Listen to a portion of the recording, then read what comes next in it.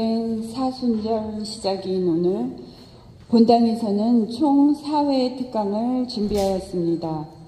어느 때보다도 거룩하고 은혜로운 사순 시기가 될 거라 믿으며 4회 특강 꼭 완주하시어 은총 가득한 사순 시기 보내시기 바랍니다. 이어 오늘 특강해 주실 신부님을 소개하겠습니다.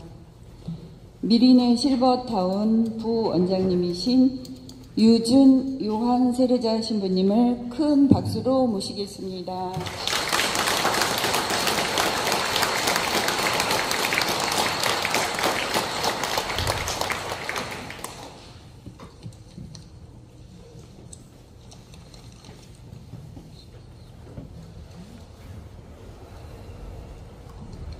천미애신님,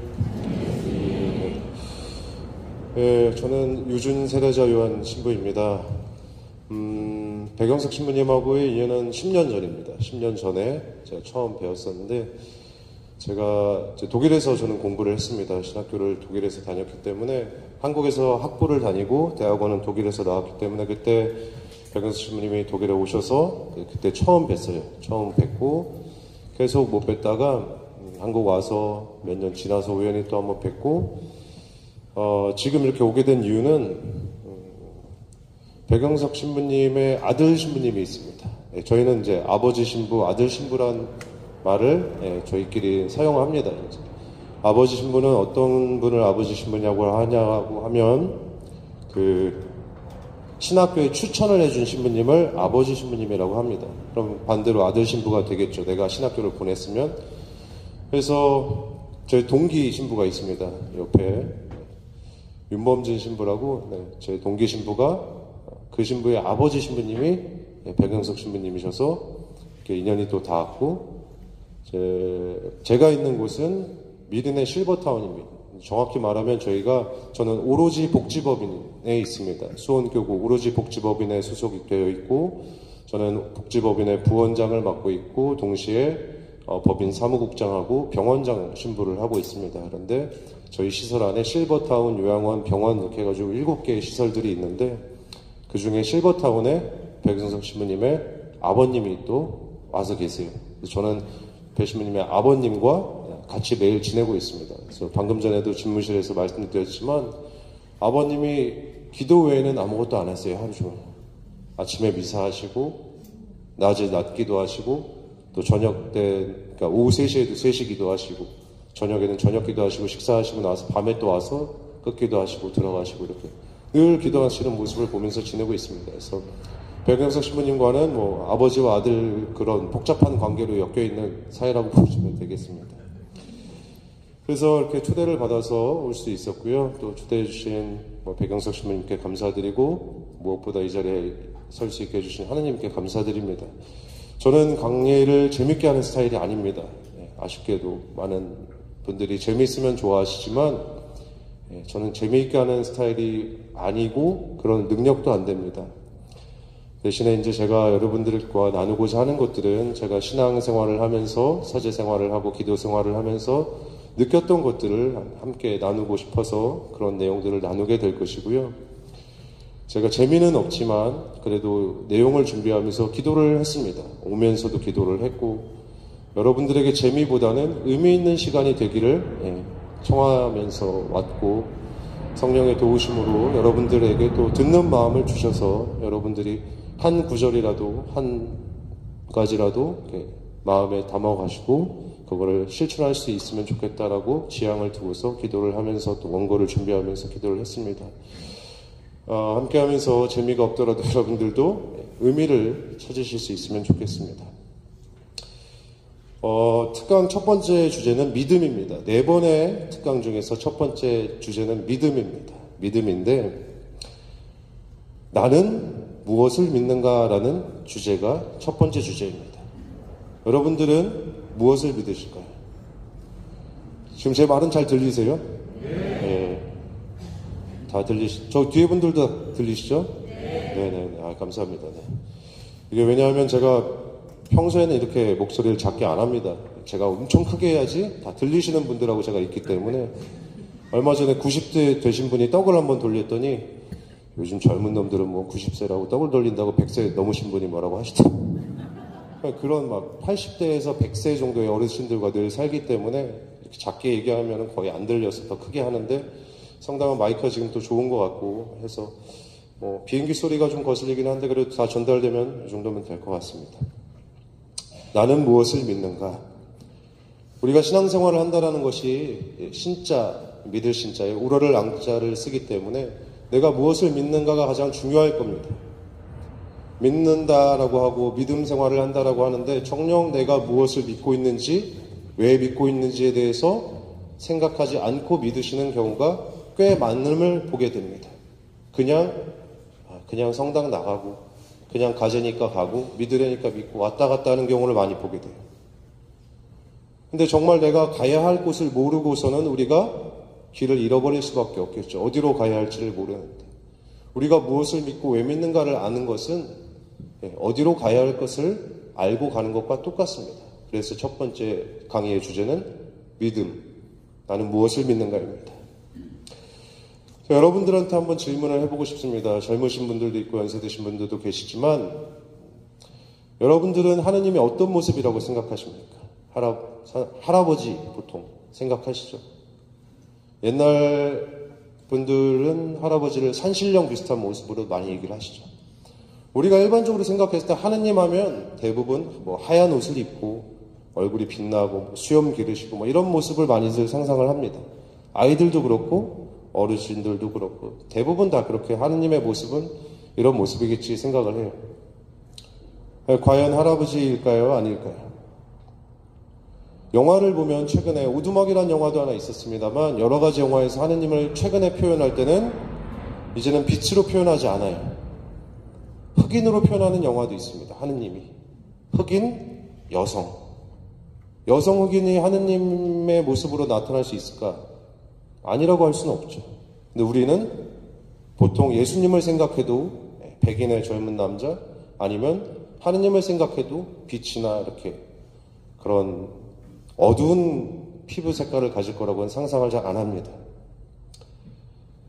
그런데 생각해보면 하느님은 그런 틀에 갇히시는 분은 아니죠. 우리가 생각하는 하느님의 모습과 다를 수 있다는 얘기고 당연히 그런 우리가 생각하는 모습에 갇혀 계시지 않는다라는 말입니다. 우리가 어렸을 때부터 여러분들은 뭐 어렸을 때 이렇게 절에도 가보셨을 거고 뭐 아니면은 이렇게 선앙당에도 보셨을 텐데 우리가 옛날에 뭐 단군신화라든가 이런 그림들 그 다음에 무속신앙에 있는 그림들 절에 있는 그림들을 보면서 하느님에 대한 신에 대한 그림적인 모습을 갖게 됩니다. 그리고 교리책에서도 옛날의 교리책에서도 약간 그런 할아버지 모습 같은 모습으로 많이 묘사를 했었죠. 어린이들 책에서도 그렇고. 그렇기 때문에 우리는 하느님이 할아버지다 어떤 흰수염을 기르고 이렇게 흰옷을 입은 빛나는 모습으로 많이 생각은 하지만 절대 하느님은 그런 우리가 생각하는 틀에 갇히는 분이 아니다라는 걸 제일 처음 말씀드리고 싶습니다. 하느님은 이런 틀에 갇히지 않기 때문에 이런 형상에 갇히지 않기 때문에 당연히 언어에도 갇히지 않습니다.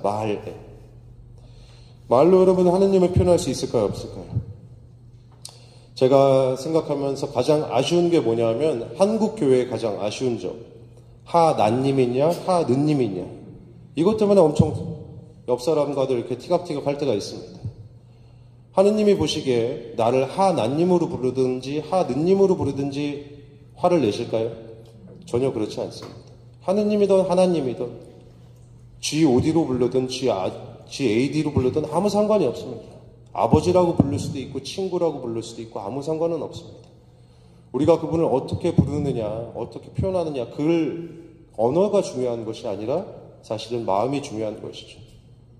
근데 우리는 그런 말로서 많은 영향을 받고 내가 생각하는 것을 표현함에 있어서 말로 표현하기 때문에 그런 부분들에서 가장 많은 실수를 합니다만 사실 말에 하느님이 갇히지는 않겠죠. 언어에 갇히는 하느님이라면 우리는 신이라고 부를 수 없을 겁니다. 하느님께서 당신 이름을 뭐라고 얘기하셨을까요? 나는 있는 그대로의 나다라고 말씀하시지 나의 이름은 뭐고 나는 어떤 형상이고 라고 하신 적이 한 번도 없습니다. 어디에 갇히지 않는 분이시기 때문에 그렇게 말씀을 하셨죠. 그래서 인간의 언어에 담기지도 않고 어떤 형상에도 담기지 않는 분이 바로 하느님이고 우리는 그런 분을 믿습니다. 그런데 그런 신앙생활을 하다 보면 우리의 작은 머리 안에 하느님을 자꾸 담으려고 할 때가 있습니다. 무슨 말인가 하면 내가 생각하는 하느님이 이게 하느님이겠구나라고 생각하는 잘못을 하게 됩니다. 제일 크게 실수하는 게 하느님이 내 생각에는 이게 하느님께서 바라시는 거겠지라고 생각하는 것들이 그렇지 않다라는 겁니다. 여러분들이 보면 사무엘이라는 사람이 있어요. 사무엘기 보면 사울 왕이 나옵니다. 사울이 왜 죽었는지 아세요? 사울이 왜 죽었는지 구약 성경은 정확하게 이야기합니다. 사울은 자기가 이제 전쟁에 나갔습니다. 전쟁에 나갈 때 예언자가 얘기했어요. 가서 전리품을 아무것도 챙기지 마십시오. 그게 하느님께서 바라는 것입니다. 근데 사울은 가서 전리품 중에서 제일 좋은 것들을 챙겨요. 전리품 제일 좋은 걸 챙겨서 왔어요. 예언자가 엄청 화를 내죠. 하지 말라고 했는데 왜 했습니까? 하느님께 바치려고 제일 좋은 것만 챙겨왔다라고 얘기를 해요. 나는 이것이 하느님을 위한 것이라고 내 뜻이 하느님을 위한 것이라고 하지만 하느님의 뜻은 뭐였죠? 아무것도 챙기지 않는 거였습니다. 나의 뜻을 먼저 둔다라는 겁니다. 나의 생각. 내 생각에는 이게 이렇게 하면 하느님이 좋아하실 것 같아. 그렇지만 하느님은 그걸 좋아하지 않으셨다라는 겁니다. 우리의 생각과 하느님의 뜻이 많이 다를 때가 있습니다. 그런데 우리는 내 생각이 옳고 이렇게 하면 하느님이 좋아하시겠지. 하느님은 이런 분이시겠지라는 생각을 갖고 신앙생활을 할 때가 굉장히 많습니다. 그런 것을 깨지 않으면 내가 만든 하느님 안에서 그냥 지내는 것밖에 안 되죠. 내 머리에서 생각하는 하느님을 믿는다라는 것은 그냥 내가 만든 하느님을 섬기는 것과 마찬가지입니다.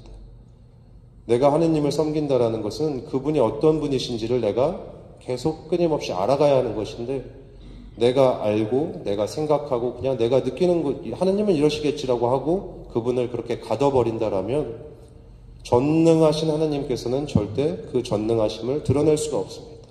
왜냐하면 이미 나의 말과 생각에 갇혀버리셨기 때문에 내가 하느님을 아주 작은 말과 작은 머리에 가둬놨기 때문에 전능하신 분께서 그것을 다 할 수가 없는 것이죠. 그렇다면 우리는 하느님을 어떻게 믿을 것인가? 일단은 믿음이 뭔가를 먼저 생각해 봐야 할 것 같습니다. 하느님을 어떻게 믿을 것인가 질문하기 전에 그럼 믿음은 무엇인가?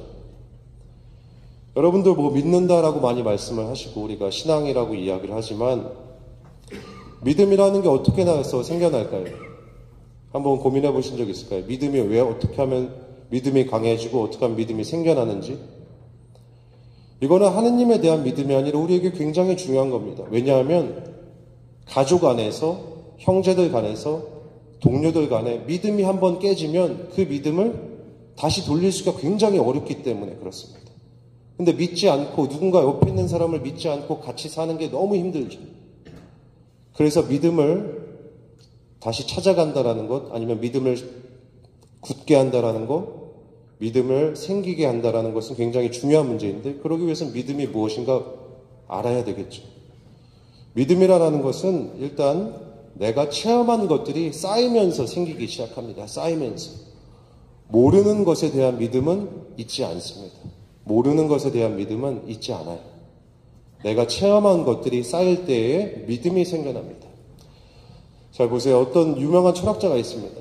그 사람이 이렇게 얘기를 하죠. 그러니까 오늘 3시에 병점성당 앞에 어떤 할아버지가 지나갔어요. 우리 관리장님이, 오늘 사무장님이 봤어요. 3시에 할아버지가 지나갔어요. 내일도 3시에 그 할아버지가 딱 3시 되니까 또 지나갔어요. 모레도 그렇고, 그 다음날도. 한 2주 정도 그 할아버지가 3시가 지나가고 났을 때, 병점성당 사무장님은 이 할아버지가 내일도 3시에 올 거라고 생각할까요, 안 할까요? 당연히 그렇게 생각해요. 나는 그분이 내일 3시에 지나갈 걸 알고 있다는 거죠. 그 알미 계속 쌓이기 시작하고 그 체험들이 계속 쌓이기 시작하면 그 할아버지 내일 3시에 분명히 지나갈 거라는 믿음이 생기기 시작합니다. 그래서 믿음은 모르는 것에 대한 어떤 믿음이 아니라 내가 체험하는 것들이 계속 쌓여갈 때 믿음이 생겨나기 시작합니다. 그래서 우리가 하느님을 믿는다라고 하면 하느님을 체험하는 것이 가장 중요합니다. 하느님을 체험하지 못했는데 하느님을 믿겠다라고 하는 것은 굉장히 어려운 일이죠. 그래서 아무리 지하철에 나가가지고 예수천국 불신지옥을 해도 믿기 어려운 겁니다. 체험하지 않은 사람에게 누군가를 믿으라고 한다는 것은 사랑하라고 하는 것과 똑같습니다. 잘 생각해 보세요, 여러분. 자, 제가 질문을 드리겠습니다.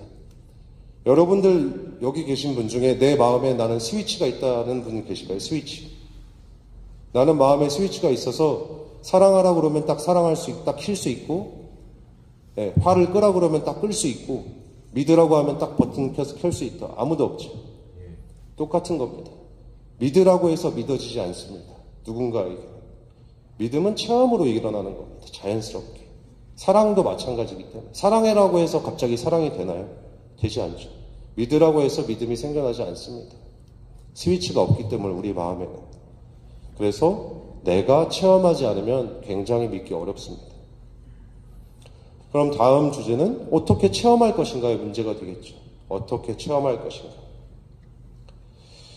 우리가 보통 하느님에 대한 그런 잘못된 말로 된 표현이라던가 아니면 하느님에 대한 어떤 그런 상상들, 틀 이런 것들이 잘못된 것도 있지만 하느님에 대한 잘못된 생각 중에 많이 우리가 하는 실수가 하느님이 멀리 계시다라고 생각하는 겁니다. 멀리. 저기 멀리 하느님은 어디 계실까요? 하늘에 계시다고 보통 생각하죠. 그죠? 하느님은 하늘에 계시다고 생각합니다. 그래서 하느님에서 하느님이 나왔죠. 하늘에 계신 님. 천주라고 얘기할 때 천자도 하늘 천자를 쓰고 하늘에 계신 분으로만 생각하고 멀리 있는 분으로 생각합니다. 옛날에 이런 신앙들은 일반적이었습니다. 멀리 계신 분. 구약의 신앙이 바로 이런 하느님을 섬겼습니다. 구약의 신앙은 멀리 계신 하느님, 저기 지성소에 계시고 그거보다 더 높이 계신 분. 우리가 지금 구약에서 하느님을 보게 되면 어떻게 될까요? 죽습니다. 구약에서는 하느님을 보면 죽는 겁니다. 하느님하고 씨름한 사람이 있죠. 하느님하고 씨름한 사람이 그래서 깜짝 놀라죠. 그게 하느님이었다라는 것을 알고. 원래 하느님을 보면 죽어야 마땅한 것인데 죽지 않았고 자기가 하느님과 씨름했다라는 것을 알고 놀랍니다. 구약의 시대의 사람들은 하느님을 그렇게 멀리 있는 존재로만 바라보고 하느님께 탄원과 하늘을 향해서 계속 기도를 드렸습니다.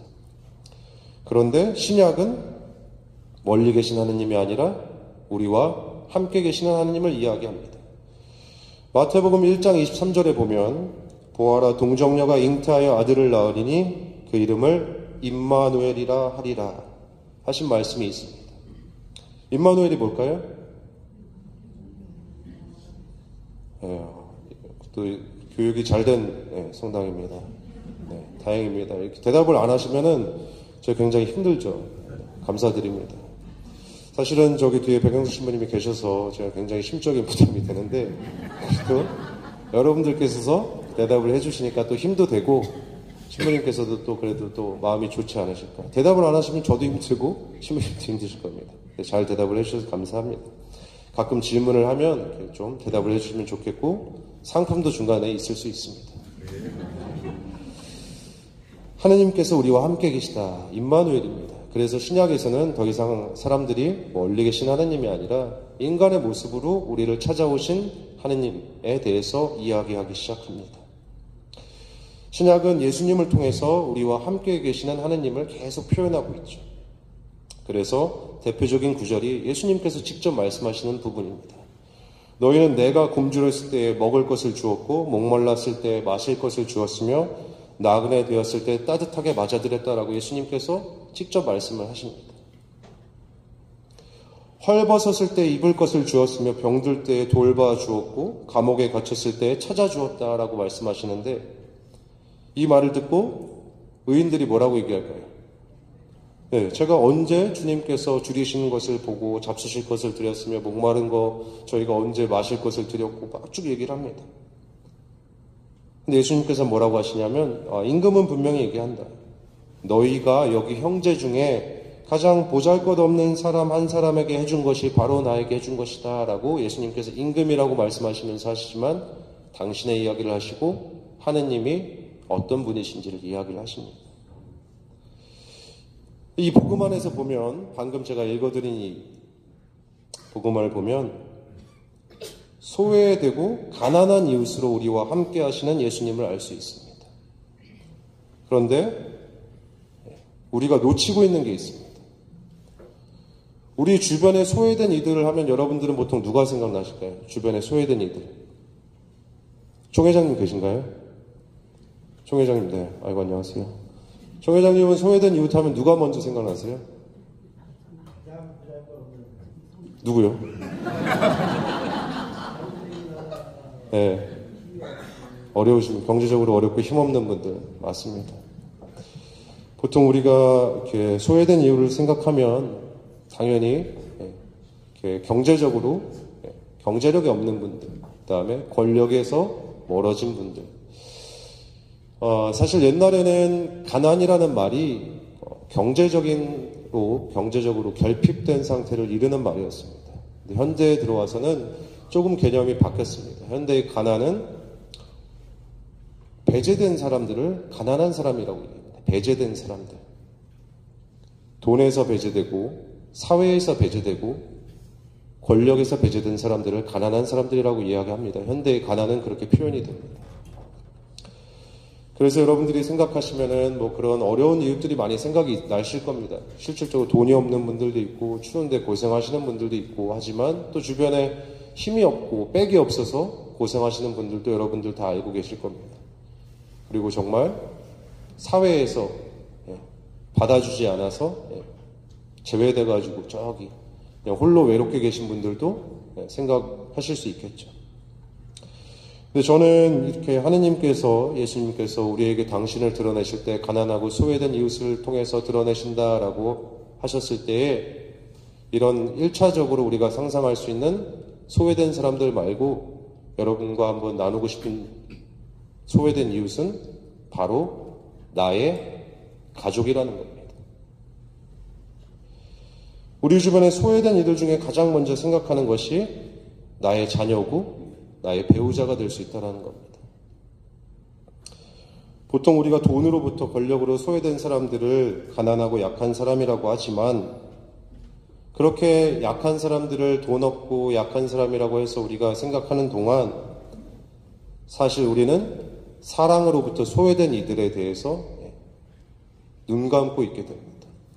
우리가 돈에서 제외된 사람들, 권력에서 제외된 사람들, 사회로부터 제외된 사람들이라고 얘기하지만 복음적으로 봤을 때 사랑에서 제외된 사람들도 분명히 가난한 이웃입니다. 사랑으로부터 제외된 사람들. 근데 사랑으로부터 제외된 사람들을 했을 때 사회적인 사랑 안에서 배제된 사람들, 제외된 사람들도 생각해 볼 수 있지만 우리 각자가 사순시기를 맞이하면서 생각해 볼 것은 나의 사랑으로부터 제외된 사람들에 대해서 생각해 보시라는 겁니다. 나의 사랑으로부터 제외된 사람들. 우리는 보통 그 사람이 잘못했기 때문에 제외됐다라고 생각하지만 결국 내 마음에서 제외된 사람은 내가 제외시킨 거예요. 내가 내 마음에서 내놓은 것이죠. 내 사랑에서 내놓은 것이죠. 가만히 한번 그래서 여러분들이 오늘 제수일 제의식도 하셨지만 잘 고민해 보시면 좋겠습니다. 여기 계신 분들 대부분 다 결혼을 하셨을 겁니다. 우리 남편이 왜 그렇게 됐을까요? 우리 남편이 왜 그렇게 됐을까? 잘 고민해 보시면 좋겠습니다. 우리 아내가 왜 그렇게 변했을까요? 우리 애는 또 왜 그렇게 변했을까도 한번 고민해 보실 수 있을 겁니다. 하느님과 어떤 사람이 기도를 하죠. 어떤 남자가 기도를 합니다. 하느님, 세상의 다른 처자들은 다 이렇게 예쁘고 착한데 왜 우리 아내는 저렇습니까? 왜 우리 마누라는 이렇게 만드셨습니까? 하느님이 뭐라고 했을까요? 나는 모든 세상의 처자들을 다 예쁘고 아름답게 착하게 만들었다. 그런데 네 아내는 네가 그렇게 만들었다라고 말씀하시죠. 하느님이 처음에 만드셨을 때는 잘 만드셨죠. 그것을 사용을 잘못한 사람의 잘못이라는 거겠죠. 그래서 잘 생각해 보시면 우리 아이가 그렇게 된 이유는 내가 사랑을 충분히 못 줬기 때문일 가능성이 굉장히 높습니다. 결국 아이도 아내도 남편도 다 나로부터 사랑을 기다리고 있는 사람들인데 내가 사랑을 주지 못해서 그런 경우가 굉장히 많을 겁니다. 그래서 하느님께서 하시는 말씀은 멀리 있는 저기 멀리 권력으로부터 소외되고 돈 없어서 지금 힘들어하고 이런 이웃들을 먼저 말씀하시는 것이 아니라 멀리 있는 소외된 이가 아니라 내 마음으로부터 내 사랑으로부터 소외된 내 바로 옆에 있는 사람을 사랑하라고 말씀하시는 것과 마찬가지죠. 내가 지금 사랑하지 못하고 있는 내 주변의 사람, 우리 가족 중에 하나, 혹은 우리 회사 사람 중에 하나, 우리 성당 공동체 사람 중에 하나, 이 사람을 사랑하는 것이 바로 사랑의 실천이라고 예수님께서 말씀하시는 것이고, 그 사람을 사랑하는 것이 하느님을 사랑하는 것이라는 말씀과 같습니다. 그래서 가족을 뒤로 하고 내가 남편과 사이가 안 좋은데, 내가 아내와 사이가 안 좋은데, 내가 아이들에게 충분한 사랑을 주지 못하고 있는데 그것을 다 뒤로 눈 감고 나서 성당에서 열심히 내가 신앙생활을 한다? 한번 잘 고민해 보시면 좋겠습니다. 나의 신앙생활에 대해서. 내가 믿는다라고 하는데 내가 정말 믿고 있는다면 하느님께서 사랑하라고 하신 그 사람을 내가 눈 감고 나 혼자 믿음 생활을 하겠다고 나오는 것에 대해서 스스로 한번 질문해 보시면 좋겠습니다. 아이를 돌보지 않고 배우자를 돌보지 않고 부모님을 돌보지 않고 하느님을 사랑하겠다라는 것은 멀리 계신 하느님을 찾는 겁니다. 멀리 계신 이웃을 사랑하는 것이고 멀리 있는 하느님을 사랑하는 것과 마찬가지입니다. 그런데 우리는 구약의 신앙이 아니라 신약의 신앙을 살아갑니다. 우리와 함께 계시는 분, 바로 우리 옆에 소외된 모습으로, 특히 내 배우자, 내 아이, 내 부모님의 모습으로 계신 분들을 사랑하면서 우리는 신약을 살아갑니다. 그래서 사랑의 실천이 내 주변에 있는 사람을 사랑하는 것이 진정한 신앙생활이라고 말씀을 드리고 싶습니다. 그래서 바오로 사도도 이야기합니다. 나는 실천으로 나의 믿음을 보여주겠습니다. 사랑의 실천이 바로 믿음이라는 겁니다. 내가 믿는다라면 사랑할 수 있어야 된다라고 바오로 사도가 이야기하고 있습니다. 그렇게 우리가 사랑할 때에만 하느님을 체험할 수 있습니다. 믿음이란 무엇인가에 대해서 얘기했고, 믿으려면 체험이 필요하다라고 했고, 하느님을 믿기 위해서는 결국 사랑을 실천하는 것이 중요하다라고 말씀을 드리고 있는데, 우리가 이 사랑하는 가운데 이웃을 사랑하고 내가 사랑할 수 없는 사람을 사랑하려고 노력하는 가운데 하느님을 체험하게 됩니다. 하느님은 사랑이시기 때문입니다. 저기 멀리 있는 하느님을 사랑하고 산신령 같은 분을 사랑하는 것은 쉽습니다. 진짜 내가 신앙생활을 깊게 하고 싶다, 내가 지금 사랑하지 못하는 내 가족 중 그 사람을 사랑하지 않고선 우리 본당에 내가 저 사람만 우리 본당에 없으면, 우리 공동체에 저 사람만 없었으면 좋겠다는 사람을 사랑하지 않으면 하느님의 사랑을 체험할 수도 없거니와 사랑이신 하느님을 내가 체험할 수 없습니다. 체험이 없으면 믿기가 어렵다고 분명히 말씀을 드렸습니다. 근데 문제는 사랑하는 것이 쉬울까요? 어려울까요? 너무 어렵습니다. 사랑하는 것이 정말 어렵습니다. 쉽지 않죠. 사랑은 내가 원하는 것이 아니라 그 사람이 원하는 것을 선택하는 것이고 나를 내려놓아야 하는 것이기 때문에 사랑이 너무 어렵습니다. 마태복음 16장 25절을 보면 누구든지 제 목숨을 살리려고 하는 사람을 잃을 것이며 제 목숨을 내려놓는 사람은 목숨을 얻을 것이다 라고 이야기하죠. 자신의 목숨을 내려놓을 수 있다는 것은 사랑해야지만 가능한 것입니다. 여러분들도 생각해 보시겠지만 아이가 아프면 부모가 와서 뭐라고 얘기할까요? 차라리 내가 아프고 싶다라고 얘기하고, 불치병에 걸리거나 아이가 먼저 세상을 떠나는 경우는 부모가 자기가 죽고 싶어요. 차라리. 얘 말고 차라리 내가 죽었으면 하고, 아이가 심장이 필요하면 부모가 자기 심장에다 다 띄워주고 죽고 싶어하는 마음입니다. 왜일까요? 왜? 사랑하기 때문이죠. 지금 뭐 형제님들도 꽤 많이 계시지만 자매님들이 그래도 뭐 한 60, 70%는 되실 것 같아요. 뭐 아이 낳아보신 분 어머님들은 다 아실 겁니다. 애 키우는 게 쉬울까요? 어려울까요? 아이고야, 바로 대답하시네요. 시간이 이제 애 키워보신 지 오래 되신 것 같은데도 바로 얘기하시네요. 쉽지 않죠. 뭐 어떤 분들의 자녀분들은 이미 백발이 성성한 자녀분들을 가지신 분도 계실 겁니다. 그리고 이제 아들이 이제 중년이다, 자녀가 중년이다 하시는 분도 계시고, 아직 학생 부모님들도 계신데, 여러분들이 아기 어렸을 때를 생각해 보시면 애가 태어나서 한 3년은 엄청 힘들게 합니다. 그때 어머니가 잠도 잘 못 자요. 잠도 잘 못 자고 많은 걸 다 양보해야 되고 다 내려놔야 되죠. 요즘 엄마들이 왜 아이를 잘 안 가지려고 하는 이유 중에 하나가 너무 많은 것을 포기해야 되기 때문입니다. 근데 사랑하면 그것을 내려놓는 것이죠. 그만큼 사랑하기 때문에 양보하는 것이고. 그래서 사랑은 사실 그만큼 어렵기도 하지만 또 사랑하기 때문에 가능한 것이기도 합니다.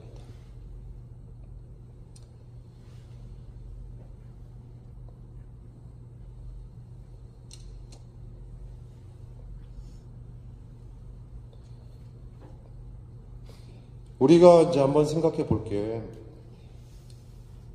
우리 대부분이 아이를 위해서는 그렇게 잘 하지만 사실 배우자에게나 부모님에게나 이웃에게는 나를 고집합니다.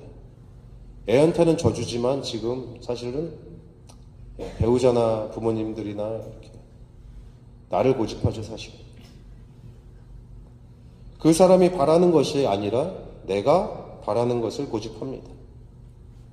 우리가 하느님을 사랑한다, 하느님을 믿는다라고 하지만 하느님께 기도드릴 때 사실 내가 바라는 것을 기도할 때가 더 많이 있습니다. 하느님께서 바라시는 것은 내가 바라는 것과 다르기 때문에 내가 바라는 것을 바랄 때가 더 많이 있습니다. 배우자에게도 그렇고 부모님에게도 그렇지만 하느님께도 나를 끝까지 고집합니다. 애한테 내가 그렇게 많이 내주고 져줬음에도 불구하고 그 외에는 나는 져주거나 내려놓는 것을 잘 못하죠. 이런 문제는 우리가 왜 믿는가와 굉장히 밀접한 연관이 있습니다. 왜? 여러분은 혹시 왜 믿으세요? 무엇을 믿는가 제가 말씀을 드렸지만 왜 믿느냐도 굉장히 중요하다고 말씀을 드렸습니다. 여러분은 왜 믿으십니까? 천주교에 왜 입문을 하셨습니까? 우리 신앙의 핵심은 부활입니다. 부활신앙, 부활입니다. 즉 다른 말로 얘기하면 구원받는 것이겠죠. 구원. 죽고 나서 영원한 생명을 얻는 것이 우리 신앙생활의 목표입니다. 사실. 그러나 적지 않은 분들이 이승에서의 복을 바라서 신앙생활을 시작하세요. 이승에서의 복 때문에. 이 세상에서의 내가 바라는 것들과 평안한 삶 혹은 복 때문에 이승에서의 신앙생활을 보통 시작하시는 분들도 있습니다. 저 세상의 복을 바라는 것이 아니라 여기에서의 복만을 찾느냐고 신앙생활을 시작하는 경우도 있고, 그러다 보니까 당연히 기도가 이 세상의 것을, 내가 바라는 것을 집중되기 마련입니다. 그래서 좋은 차를 사달라고 기도하시는 분도 좀 봤어요. 좋은 차. 당연히 좋은 집 하게 해달라는 분들도 당연히 봤어요. 좋은 집을 위해서 미사임을 내시는 분들도 봤고, 저한테 와서 면담을 신청하셨는데 내려가서 신앙 면담이라고 해서 가보니 집을 언제 팔아야 좋겠습니까? 그런 분이 있습니다. 뭐 이해는 됩니다. 어떤 분들은 저희한테 이제 예수무당이라고 하는 분들도 있는데 이해는 되지만 부동산 문제를 하느님께 정말 물어봐야 할 것인가? 물론 물어볼 수 있죠. 나의 모든 것을 하느님과 나눌 수 있으면 더욱 좋습니다만 내가 무엇을 하고 기도하고 있는지를 잘 먼저 생각해 보아야 한다는 겁니다. 대부분의 분들이 좋은 일을 위해서 기도합니다. 좋은 일을 위해서. 승진. 우리 자녀 승진, 우리 남편 승진, 우리 애 학교 합격. 그런 거 두고 기도 많이 하세요. 제가 궁금한 게 서울대 정원이 정해져 있을까요? 안 정해져 있을까요? 네, 정해져 있어요. 우리 서울대 보내주세요 하는 기도는 누군가를 떨어뜨려 주세요 하는 기도와 똑같은 겁니다. 남에게 안 좋은 일이 일어나라고 하는 기도와 다르지 않겠죠. 누군가에겐 슬픈 일이죠. 자, 생각해 보세요. 좋은 차를 사게 해주십시오. 기도하는 게 나쁜 것은 아닙니다만, 좋은 차를 사기 위해서는 누군가는 그 차를 못 사거나 더 기다려야 됩니다. 좋은 차를 사기 위해서는 내가 그만큼 돈을 벌어야 됩니다. 이 세상에 있는 돈은 양이 정해져 있습니다.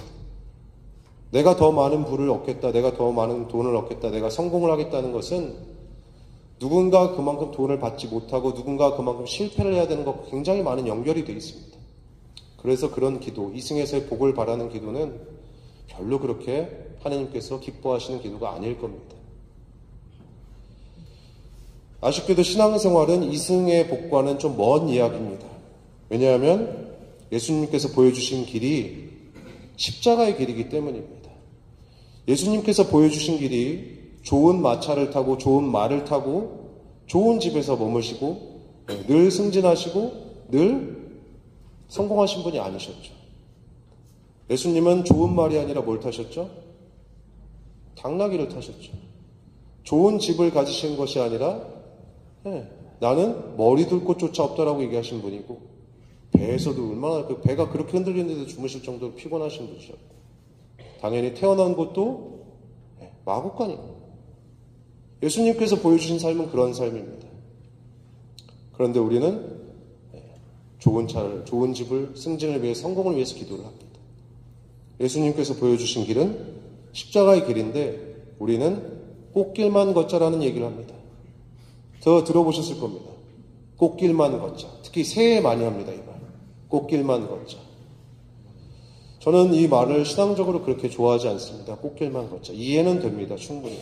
그리고 예쁜 말이죠. 꽃길만 걸으면 좋겠지요. 그런데 우리의 신앙은 이승에서 십자가의 길을 걸어서 저승에 가서 꽃길을 걸어가는 것이 우리 신앙생활입니다. 이승에서의 십자가의 길을 통해서 저기에 있는 영원한 생명, 꽃길을 걷는 것이 우리의 신앙생활이라는 겁니다. 여기에서 꽃길을 걸으면 저기에서 꽃길을 걷기가 굉장히 어렵습니다. 낙타가 바늘길을 통과하는 만큼 어렵다라고 얘기하잖아요.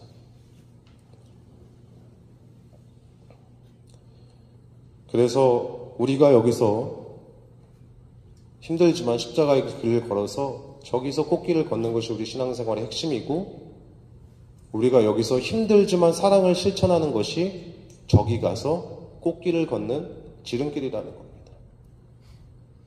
내가 사랑하지 못하겠다라고 등져버리고 포기하고 마음 닫아버리고 한다라는 것은 내가 꽃길만 걷고자 하는 것과 같은 겁니다.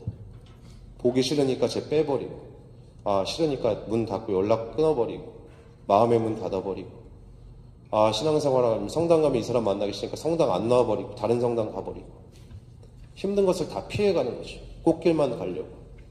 십자가의 길을 우리는 걸어가야 되는데, 우리 자신을 잘 돌아보면 대부분 십자가의 길 없이 부활의 영광만 바라는 분들이 있습니다. 사람의 본능이기 때문에 당연히 그렇겠죠. 자신을 보호하려는 본능, 내가 살려고자 하는 본능은 모든 사람이라면 다 갖고 있는 것입니다. 아주 근본적인 본능입니다. 어느 동물이든지 간에 다 자신의 목숨을 지키려고 합니다. 심리학자라 이제 메슬로우라고 하는 사람이 있습니다만, 욕구의 단계 중에서 생리적 욕구, 우리가 살아가고 먹고 자고 하는 기본적인 욕구가 있고, 그 다음이 뭐냐면 안전의 욕구입니다. 안전하고 싶어 합니다. 편안하고 싶어 하죠. 근데 이 그러니까 이런 생존에 대한 욕구와 안전하고 싶은 욕구, 먹고 자고 그 다음에 안전하고 싶은 욕구는 매우 밀접하게 연결이 되어 있습니다. 위험하면 잠도 줄일 수 있고 밥도 줄일 수 있습니다. 무슨 말인지 아시죠? 내가 위험하고 내가 진짜 긍지에 몰리면 밥하고 먹고 자는 거 별로 중요하지 않아요. 여러분들 장례 치러보신 분들은 아시겠지만 장례 때는 며칠 밤도 잘 이렇게 안 자고 버틸 수도 있죠. 더 궁지에 몰리고 내 아이가 정말 많이 아프고 하면 밤 새울 수 있는 이유가 혹은 내가 아이가 태어났을 때 그렇게 힘들게 참을 수 있는 이유가 바로 그겁니다. 누구나 다 안전하고 싶고 편안하고 싶지만 기본적인 더 욕구는 위에 따라는 거예요. 근데 보통 우리는 자신의 생명을 지키기 위해서, 내가 편안하기 위해서 더 많은 것을 선택을 합니다. 이 본능을 따라 사는 사람들을 성경에서는 육을 따라 사는 사람이라고 표현을 합니다. 로마서 8장 13절에 보면 실상 여러분이 육을 따라 살면 죽고 말겠지만 영을 따라 몸의 행실들을 죽이면 살 것입니다 라고 얘기를 합니다. 다 아시겠지만 육을 따라 사는 것, 본능을 따라서 사는 것이 결국 우리 몸과 마음에 해가 됩니다. 술을 자제하지 못하면 어떻게 될까요? 다 아실 겁니다. 오늘도 강의가 끝나고 또 맥주 한 잔을 기획하시는 분들이 계시겠지만 술을 자제하지 못하면 어떻게 될까요? 술을 마시고 싶죠, 당연히. 근데 그런 기본적인 욕구를 내가 절제하지 못한다라면 결국엔 내 몸을 망치게 됩니다. 자매님들 오늘 발렌타인데이였죠. 초콜릿 다 좋아하실 겁니다. 초콜릿 안 좋아하시는 자매님들 잘 못 봤는데 초콜릿을 절제하지 못하면 어떻게 될까요? 초콜릿 많이 먹으면 다 이렇게 되죠. 근데 우리가 계속 몸이 원하는 것을 따라가다 보면, 아까 지금 왜 이런 말씀을 드리냐 하면 우리 몸은 계속 편안한 것, 좋은 것만 계속 찾기 때문에 이런 것을 계속 따라가다 보면 계속 우리는 땅속으로 내려갑니다. 몸이. 저는 그 말을 해요. 몸을 가볍게 해야 나중에 하느님께서 부르실 때 가볍게 갈 수 있다고. 몸이 무거워지면 자꾸 몸이 내려간습니다.